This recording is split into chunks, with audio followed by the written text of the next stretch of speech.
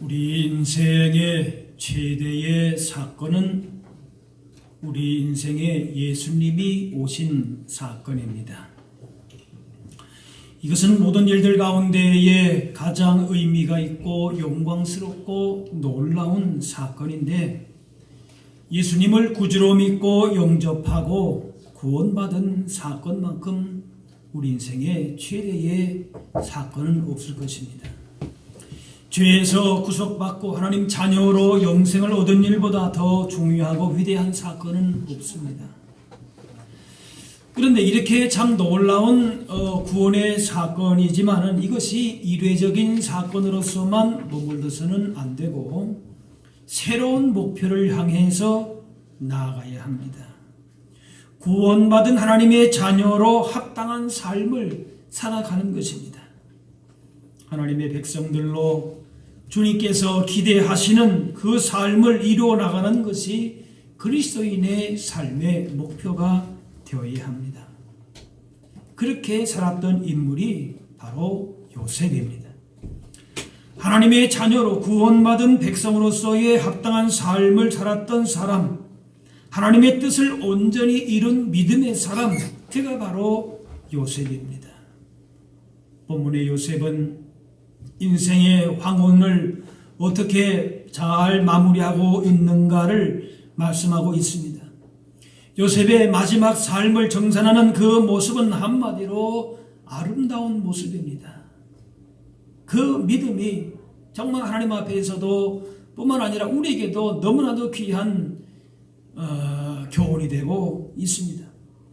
그 모습을 통해서 하나님께서 원하시는 믿음의 삶이, 믿음의 모습이 어떠한 것인지, 어떻게 그런 온전한 삶을, 믿음을 이룰 수 있는지를 함께 살펴볼 수 있기를 바랍니다. 우선 요셉은 하나님을 변함없이 의지하는 신실한 믿음의 삶을 살았습니다. 그래서 히브리서의 말씀 보면은 믿음으로 요셉은 임종시에 이스라엘 자손들이 떠날 것을 말했다. 그렇게 한 문장으로 요셉의 신앙을 얘기합니다.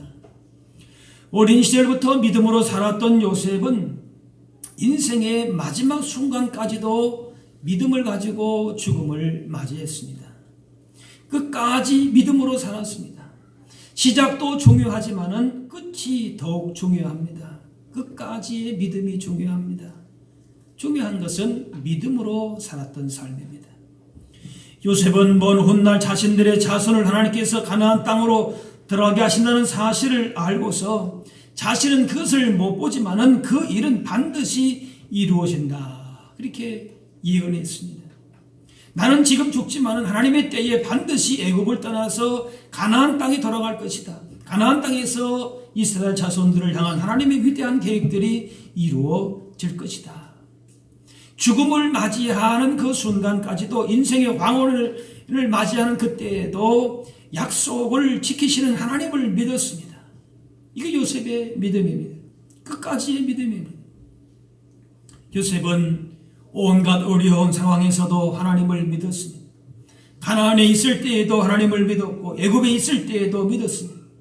양을 치던 들에서도, 애굽의 노예 때에도, 감옥에 죄수였을 때에도, 또 애굽의 총리가 되었을 때에도 믿음으로 살았습니다. 처음부터 끝까지 믿음으로 살았던 사람입니다. 애굽의 총리가 되기까지 자신을 넘어뜨리려고 하는 수많은 도전과 고난 가운데서도 요셉은 믿음을 지키려고 몸부림쳤습니다. 다른 것이 아닙니다. 믿음으로 살려고 힘썼습니다. 고난이 올 때마다 하나님의 선하신 말씀을 믿고 울부짖으며 기도했을 것입니다. 주어진 자리에서 하나님 보시기에 성실하기 위해서, 자신을 배신한 사람들을 미워하지 않기 위해서, 억울함에도 불평과 원망에 빠지지 않기 위해서, 어려움에도 좌절과 낙심하지 않기 위해서 끊임없이 몸부림치면서 믿음을 지키고 그렇게 살았을 것입니다. 많은 신앙인들이 어려서는 믿다가 커서는 신앙을 멀리하기도 합니다. 고향에서는 믿다가 외지에 나가서는 신앙을 저버립니다. 홀로 있을 때는 믿다가 가정을 이룬 다음에는 신앙을 저버리기도 합니다. 결혼한 후에는 신앙과 상관없어지는 사람들을 보게 됩니다. 어려운 시절에는 믿다가 출세하니까 신앙을 저버리는 사람도 봅니다. 가난할 때에는 믿다가 물질을 손에 쥔 후에는 신앙을 멀리하는 사람들이 있습니다. 오늘 본문의 말씀도 그렇고 히브리서 말씀도 그렇고 요셉이 그 마지막에 황혼이 이를 때까지, 임종할 때까지 믿음으로 살았다.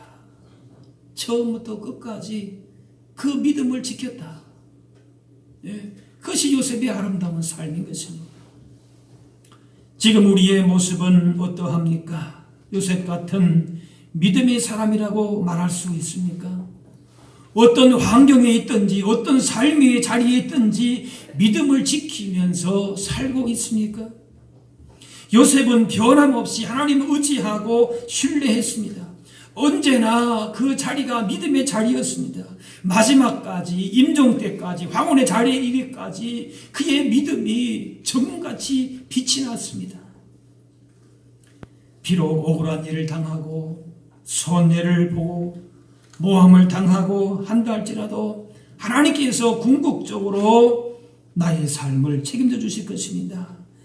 유익하게 하실 것입니다. 나는 그것을 믿고 기다립니다. 그런 요셉의 믿음이 있어야 합니다.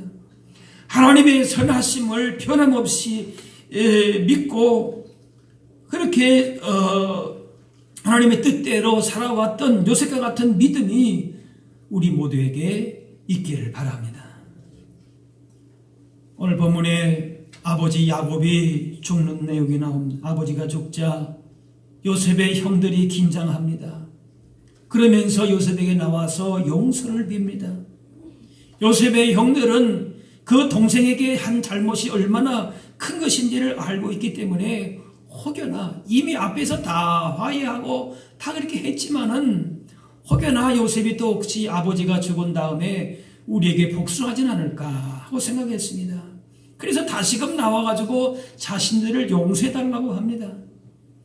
신명기서 17절의 말씀 보니까 당신의 아버지가 돌아가시기 전에 명령하신다. 아버지의 얘기를 다시 언급하면서 형들이 내게 악을 행하였을지라도 이제 바라건대 그들의 허물과 죄를 용서하라. 그 얘기를 다시 상기합니다. 자신들의 방패막이가 되어줄 줄 알았던 그 야곱이 세상을 떠나자 요셉의 형들이 겁이 났지요. 이제 요셉이 우리를 벌하면 어떻게 하나 이런 두려움이 있었습니다. 그래서 요셉을 찾아와서 무릎을 꿇고 용서해달라고 아버지를 봐서라도 자신을 너를 봐달라 그렇게 빌고 있는 것입니다. 이 말을 들었을 때에 요셉은 눈물을 흘리면서 다시 한번 형들에게 용서를 말합니다. 17절에 우리의 죄를 이제 용서하소서 하며 요셉이 그들이 그에게 하는 말을 들을 때에 울었더라. 요셉은 자신을 노예로 받았던 형들을 이미 용서했고 오히려 그들을 긍휼히 여기고 있었습니다. 그런데 스스로가 마음에 자기들이 행했던 것을 돌이켜보니까 정말 해서는 안 될 일들을 했거든요. 그러니까 이거는 스스로가 이거는 용서받기가 참 어렵다 하는 것을 생각하면서 이거는 참 보통 일이 아닌데 동생이 어떻게 우리를 용서할 수 있겠는가. 지레짐작 그런 생각을 하는 거죠. 또 어떻게 보면 그게 맞을지도 모르겠습니다. 그런데 요셉은 오히려 더 그들을 위로합니다. 격려합니다. 울면서 아니라 당신들을 내가 이미 용서했다. 그렇게 얘기합니다. 그 동생을 죽음으로 내몰고 애굽에 팔아서 돌지에 고아와 노예로 만든 형들 요셉에게는 철천지 원수가 될 것입니다. 하지만 형들을 오히려 위로하고 격려합니다. 어떻게 이런 일이 가능합니까? 그 이유는 요셉이 긍휼의 하나님을 바라보았기 때문에 그렇습니다. 믿음으로 살았기 때문에 그렇습니다. 어느 한순간에 이렇게 될 수가 없는 것입니다. 계속 인생의 여정여정 가운데에 끝까지 믿음으로 살아간 것입니다. 사람을 바라보고 환경을 바라보면 도저히 불가능한 일입니다. 그러나 요셉의 눈은 환경이 아닌 사람이 아닌 하나님께로 향해 있었습니다. 그래서 고백합니다. 요셉이 그들에게 이르되 두려워하지 마소서 내가 하나님을 대신하리까.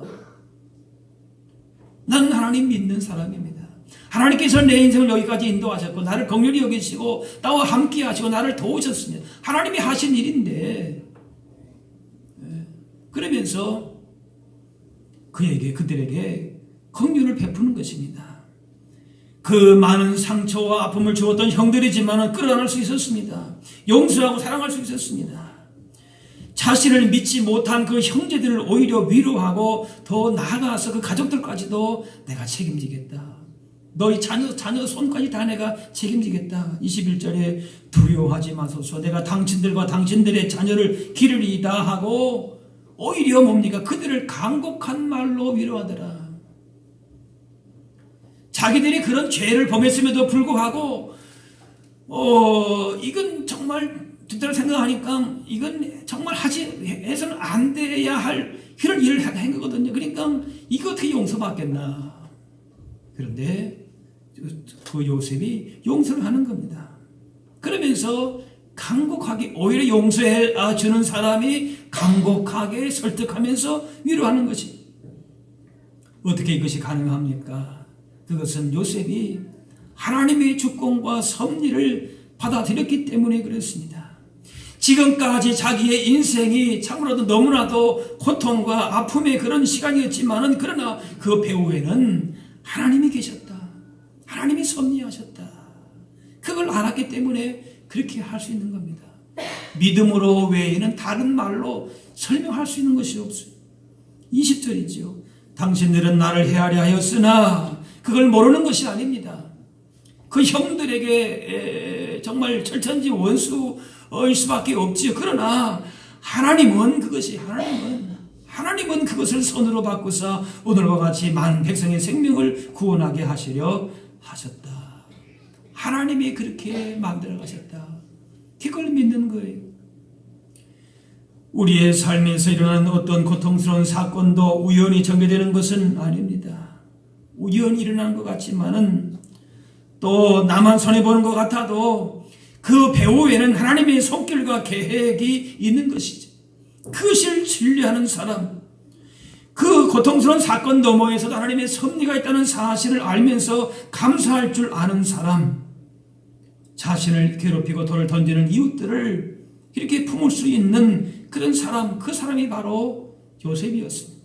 믿음의 사람 요셉이었습니다.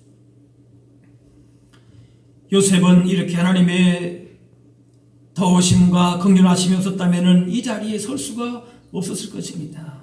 이렇게 용서의 자리에 있지도 못했을 것입니다. 우리는 하나님의 자녀입니다. 긍휼이 많으신 하나님의 자녀입니다.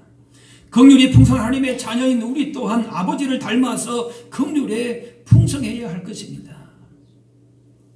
누가복음 6장에 오직 너희는 원수를 사랑하고 선대하며 아무것도 바라지 말고 구워주라. 그리하면 너희 상이 클 것이요 또 지극히 높으신 이의 아들이 되리니 말씀합니다. 용서하는 자가 지극히 높으신 이의 아들이 된다. 우리들도 요셉처럼 하나님을 바라봄으로 주님을 닮아간다면 용서의 사람으로 살아갈 수 있고 요셉보다도 더 위대한 믿음의 승리를 누릴 수 있을 것입니다. 그리고 요셉은 하나님의 선하심을 증거하는 사람이었습니다. 요셉은 노예로 감옥의 죄수로 어려운 시절 가운데서도 하나님의 살아계심을 증거하는 삶을 살았습니다. 한번 따라합시다. 나는 하나님의 사람입니다.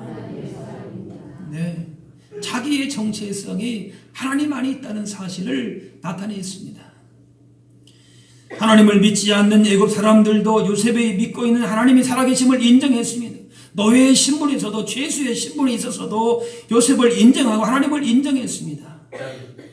애굽의 총리로 애굽의 왕 앞에서도 신하들 앞에서도 여전히 하나님의 살아계심을 증거하는 삶을 살았습니다. 요셉은 평생에 걸쳐서 하나님을 증거했습니다. 기회가 있을 때마다 증거했습니다. 죄수로 있을 때에, 노예로 팔렸을 때에 자신을 한탄하고 원망하고 그렇게 해서 자기의 삶을 허비하지 않았습니다. 또 애굽의 총리가 되었을 때도 그렇게 그런 자리에 올라갈 때에는 그만 교만할 수도 있고 자만할 수도 있고 원수를 갚으려 할 수도 있고, 그렇지만 그렇게 하질 않았습니다. 오직 자기 자신은 나는 하나님의 사람이다, 하나님의 선하심과 긍휼하심만을 증거했다라고 하는 것입니다. 그리고 그 마지막 순간에서도 하나님의 약속이 이루어질 것을 바라보면서 하나님의 약속을 증거합니다. 24절에 나는 죽을 것이나 하나님이 당신들을 돌보시고 당신들을 이 땅에서 인도해내서 아브라함과 이삭과 야곱에게 맹세하신 땅에 이르게 하시리라. 내가 이렇게 애굽의 총리가 되었으니까 내가 당신들, 내가 삶을 내가 책임지겠다, 내가 지금 가지고 있는 게 많다, 능력이 있다, 권세가 있다, 그걸 얘기한 게 아닙니다. 하나님을 증거합니다. 하나님의 말씀을 약속합니다. 나는 죽을 것이나 하나님이 당신들을 돌보시고 하나님이 당신들의 삶을 책임져 주실 것이다, 그렇게 말씀합니다. 하나님께서 너희로 하여금 약속의 땅으로 가게 하실 것이다.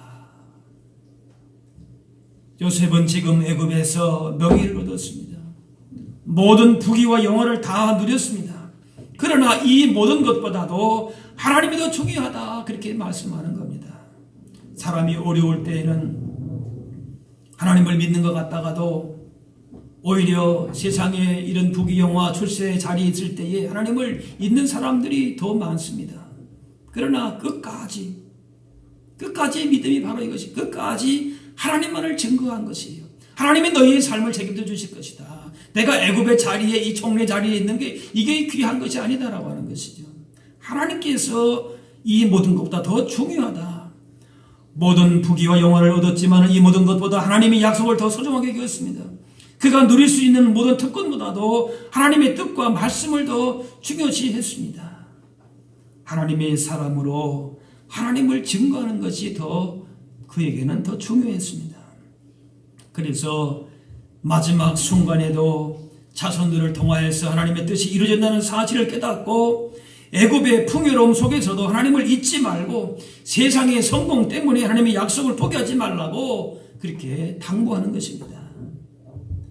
요셉은 그의 인생을 마무리하면서 주변 사람들과 그의 후손들에게 하나님의 백성이 가져야 될 참된 모습이 무엇인지를 알려준 것입니다. 믿음을 알려준 것이지요. 요셉은 자기가 당한 고난과 아픔도 모든 이의 생명을 구원하기 위한 하나님의 섭리로 여겼습니다. 형들을 보았을 때에 원망과 분노에 사로잡힐 수도 있었지만은 그런 좁은 울타리에 갇혀 있지를 않았습니다. 자기 인생에, 자기 생각, 자기 경험에 그렇게 매몰되지 않았던 것입니다. 요셉은 자신을 넘어서서 주님의 마음을 품고 약속의 말씀을 의지해서 다른 사람들에게 선한 영향력을 발휘하며 살았습니다. 어느 상황에서도 변하지 않는 믿음의 사람이었습니다. 원수도 품고 사랑할 수 있는 용서의 사람이었습니다. 살아계신 하나님의 선하심과 약속의 말씀을 당당히 나타내는 증거하는 사람이었습니다. 한마디로 말하자면은 하나님의 뜻을 온전히 이룬 삶이라 할 수가 있습니다. 그래서 구약에서 예수님을 가장 많이 닮은 사람 중에 한 사람이 바로 요셉이다, 그렇게 얘기를 합니다. 요셉은 가진 것이 없는 종이었습니다. 노예였습니다. 권력도 물질도 자유저자도 없었습니다. 그러나 그에게 있는 것은 믿음이었습니다. 소망이 있었습니다. 그래서 하나님의 마음을 품고 용서하고 참고 견디고 하나님의 뜻과 하나님의 때를 구한 것입니다. 수많은 역경 가운데서도 하나님을 원망하고 낙심과 절망의 세월을 보낼 수도 있었습니다. 그러나 그 모든 것을 믿음으로 이겼습니다. 그리고 성공했을 때에도 그 형제들을 용서해주고 사랑으로 품었습니다. 이렇게 성숙한 신앙 인격으로 나아갈 수 있었던 것은 바로 하나님이 그와 함께 하심이었고 요셉은 그것을 바로 믿었습니다.